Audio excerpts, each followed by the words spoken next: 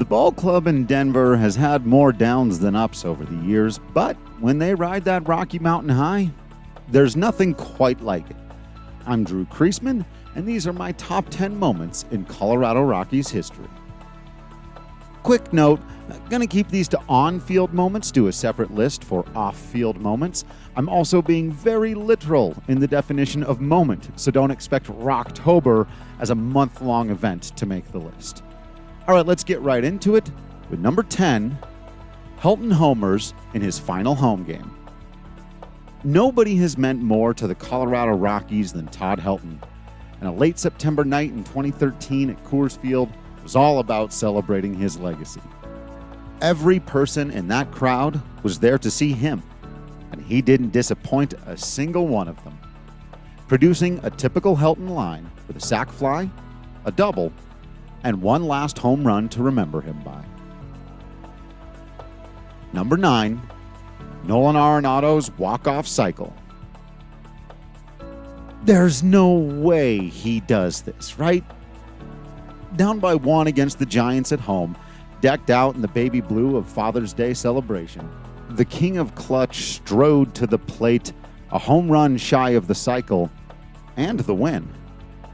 There was only one possible outcome for this at-bat.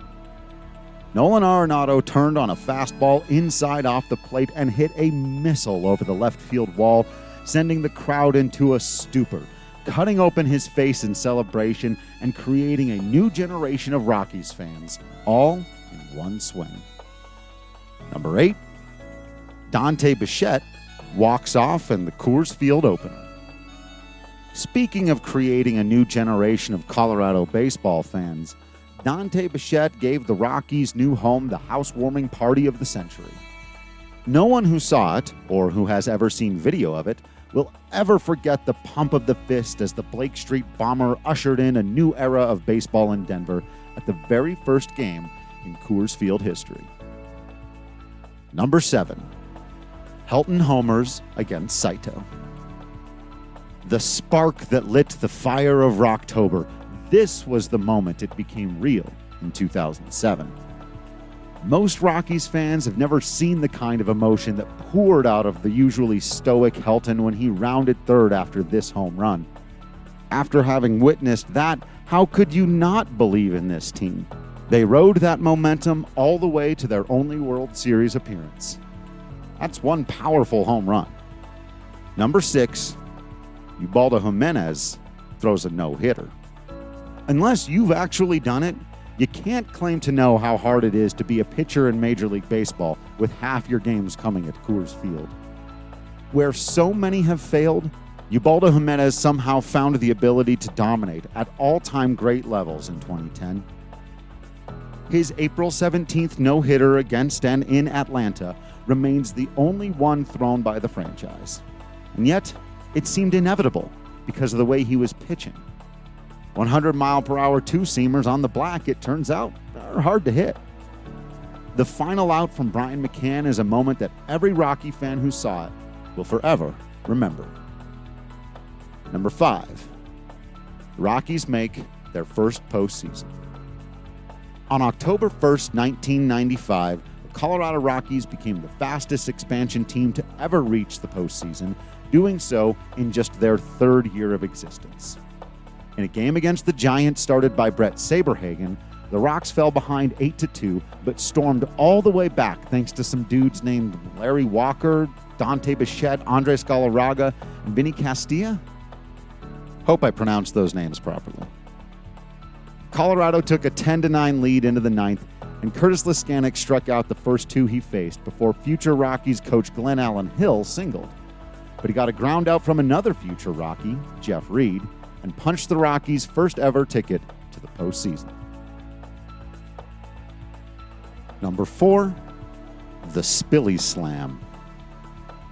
After going to the World Series in 2007 and falling short of the postseason in 2008, the Rockies and outfielder Ryan Spilborghs were having an emotional 2009. Dealing with a personal loss in his family, and with the ball club only on a roll after having fired manager Clint Hurdle earlier in the season, Spilly stood at the plate in late August in a pivotal moment. Down 4-2 against the Giants again, and with one out in the bottom of the 14th inning, the fan favorite to this day smashed a line drive to right center and took the most passionate and famous sprint around the bases in team history. The Rockies went on to win 92 games, still the franchise best. Number 3, Tony Wolters singles against the Cubs. Everyone who lived through it will tell you that the 2018 Rockies campaign was a grind. They got to 91 wins the hard way, and all that did was earn them one of the most brutal end-of-season schedules in recent memory. After losing a tough Game 163 against the Dodgers to decide the division, they were off to Chicago to face the Cubs less than 24 hours later in the National League wildcard game. They would also face the winningest pitcher in postseason history, Jon Lester. But he was slightly outdueled by Kyle Freeland, who gave the Rockies a 2-1 late-inning advantage. The Cubs tied it up against Adam Ottavino, though, and the stalemate would continue into the top of the 13th when manager Bud Black, down to the last man on his bench, turned to Tony Wolters, who was a great defensive catcher, but one of the worst qualified hitters in all of baseball that season. But with Trevor Story aboard, he managed a single back up the middle, silencing the crowd and, thanks to Scott Oberg striking out the side in the bottom half, delivering the Rockies their biggest win of the last decade. Number 2, the Rockies are going to the World Series. There wasn't as much drama to it, considering the Rockies led the series 3-0, and had they not won this game, they would have had several more chances at it, but still, they went to the frickin' World Series. Since they didn't win any games once they got there, this is the moment. It certainly helps that it comes with a palpable sense of perfect irony, as Eric Burns, who claimed during the series that the Rockies had not outplayed his Diamondbacks, quote, not even close, made the final out. And Troy Tulowitzki, who was snubbed of the Gold Glove that year, showed everyone just what a star he was, etching that image forever into the history books. It also helps that the iconic memory is completed by Todd Helton raising his arms in heroic celebration, maybe the most famous single image in Rockies history. Though, there's also number 1, Matt Holliday slides in safe. The best closer in baseball and one of the greatest of all time, Trevor Hoffman, took the mound with a 2-run lead, 3 outs away from ending Rocktober before it ever truly became legendary. But Kazuo Matsui jumped on him for a double, and Troy Tulowitzki singled back up the middle to put runners at the corners and bring Matt Holliday to the plate to a chorus of MVP chants. He then showed exactly why he should have won that award by ripping a triple off the wall and right to tie the game in the bottom of the 13th. His night, though, was far from over. All-time great role player Jamie Carroll came to bat with one thing on his mind, and everyone in the building knowing he had one job to do. He swung at the very first pitch he saw and drove a liner to medium-deep right field, and thus began the longest 7 seconds in Rockies history.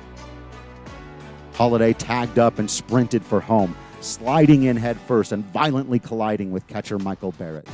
The Padres backstop scrambled for the ball. Holliday lay still, mostly unconscious, sporting a now famous scar.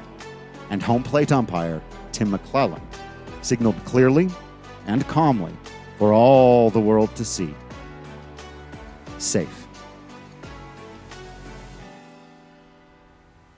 Helton would famously say afterward, "I have no idea how we won that ball game." Nobody really does, Todd Father. But that moment created more lifelong Rockies fans than any other. Thank you for watching and listening, and thank you to Pat for the logo and Annika for the video wizardry. For more Rockies content, including articles and podcasts, and also regular shows on comic books, movies, Star Wars, professional wrestling, and video games, swing by patreon.com/DC Productions.